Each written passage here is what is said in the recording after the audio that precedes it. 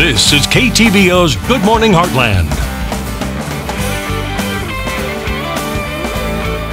Good morning. It's now time for our cooking segment. We're live from Kelly's Furniture and Carpet One with Jo Manhart, also known as the Egg Lady. How are you doing? And I brought my eggs this morning. I know. Yay. I forgot something. We'll get to that. That's okay. right. Go ahead. It just might seem a little odd to talk about pies at this time of the morning, but this has got 4 eggs in it, so you could have it for breakfast. There you go. But this is a pie that is called an impossible pie, and the first impossible that came out was a long time ago. Everybody said, oh, the impossible quiche, the impossible this, the impossible that. And that is because you can make a pie without a crust, and that's the impossible part. And you start with, you use Bisquick, and when that cooks in, it makes a little crust, which I will show you in a minute. Okay. And right here in Kirksville, you had a fantastic extension lady, and she helped people learn how to make Missouri mix, and it was a homemade Bisquick, and it had all the right stuff in it, and you could put it in a bag and keep it at room temperature or in the freezer, and you could make biscuits and waffles and wonderful stuff like that. You think we should get on with this? Sure. You said this is really simple. So. It is really simple. It'll be simpler because I forgot one important ingredient. 2 cups of milk in the blender. Okay. And half a cup of Bisquick. Okay. And we were talking about this recipe being almost carb-free. This is the whole bit of carbs in the whole thing. I hope you got that. Oh, we got it. That was about 7 feet of milk. Okay. And then melted butter. I promise not to splash you with melted butter. This is 1/4 of a cup of melted butter, which is a half of a stick. Here, you need this, dear. Okay, so we've got melted butter in there, and 3/4 cup of sugar. That's what I forgot. That goes in there. 3/4 cup of sugar. I always take my stuff home and bake them. This time I'll have to work at it a little bit. And then, of course, your eggs, and we'll put in 4 eggs. Which, by the way, is an amazing. You have an amazing egg holder right here. Can we get a shot of that egg holder? In the shape of a chicken. It's actually, I believe, some clever person made it from a fiber egg carton, and they hardened it and painted it and added a head and a tail. I can't remember where I got it, but if anybody's got anything interesting to do with eggs, it's clever, I would love to have it. All right. Okay, so and some vanilla, 1.5 teaspoons of vanilla. Okay. And there, that's probably good. And you blend it for 3 minutes. Stand back. At a low thing. So when we're done, we pour, and I'll have to take it home, dump it out, put some sugar in, and start again. But you pour it into the greased pie plate. Oh, you emphasized on that greased. Yeah, I did it once without. Oh. And it was not good. It was not a good idea. Okay.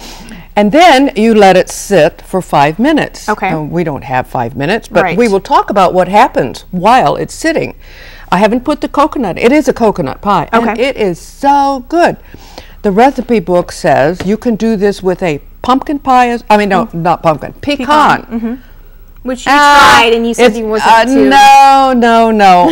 Why would you want to improve on a pecan pie? That's true. This is an improvement on a coconut pie, in my opinion. Okay, in the bottom, while we sit here and talk about letting it settle for 5 minutes, this is the tiny little thin crust, if you will, that settles in while we're sitting here waiting for our 5 minutes to pass.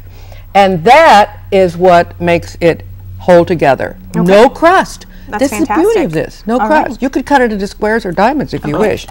Okay, so now how are we doing for time? We're going to have to probably toss it here in just a second. So. Okay. After 5 minutes, you sprinkle the coconut over the top evenly, about a cup. Okay. And to my surprise, when I first made this recipe, I had everything I needed in the house. I even had Missouri mix, homemade Missouri mix. Okay. Except coconut. And I looked in the freezer, and there was coconut, and it had been there for 2 years. It was still good. That's good. So So when we do this, how long do we put it in the oven for? Because we're going to have to toss About it here. 40 minutes. And 40 About minutes. 4 Okay, minutes, so yeah. when we come back, we're going to show the final product. In the meantime, welcome back. If you're just joining us, we're live from Kelly's Furniture and Carpet One with Egg Lady, and I just pretty much almost ate my entire pie. I'm sorry. Well, that's That's okay. what happens when you That's guys a testimonial. chit-chat over there. I'm Yeah. over here just like, this is good. It is good, I have to tell you, but I wouldn't recommend the pecan version, although my husband thought it was fine. And what we But, did is we just made the impossible coconut pie, which is not impossible whatsoever. Not at all. It's only called impossible because you don't have to make a crust, but it makes its own crust, Yes. which seems impossible. Really quickly, do you want to just go ahead and recap the I ingredients that will. we used? We had 2 cups of milk in a blender. We had half a cup of baking mix, which Okay. is Bisquick or your own. 1/4 a cup of butter, which is a half a stick melted. 3/4 a cup of sugar. Don't forget the sugar. 4 eggs, vanilla, and then you pour it into a greased pie pan. If you don't, it'll stick when you try to Right. serve it. And you let this sit for And 5 let it sit. minutes. You let it sit for 5 minutes, and then you put the coconut on the top, and you bake it 40 minutes. And that's pretty well true at 350. It works out fine. And this pie is different from a coconut cream pie in that you can almost serve it right away, because a coconut cream pie is, you know, when you slice it, you say, oh, is it going to run all over the place? Because it's custardy and pudding-like. This has its own texture, and it hangs together. And you can make it and eat it in the same night. I think you have everything. Don't forget. And this was mine. Like I said, it's half eaten, so and it's delicious. Mark Kruger here at Kelly's Furniture is giving me a hard time because how I eat my pie, if we want to get a shot of that, Chris, I went in from the side. Why is that? And apparently, I don't know, it's just how I do it.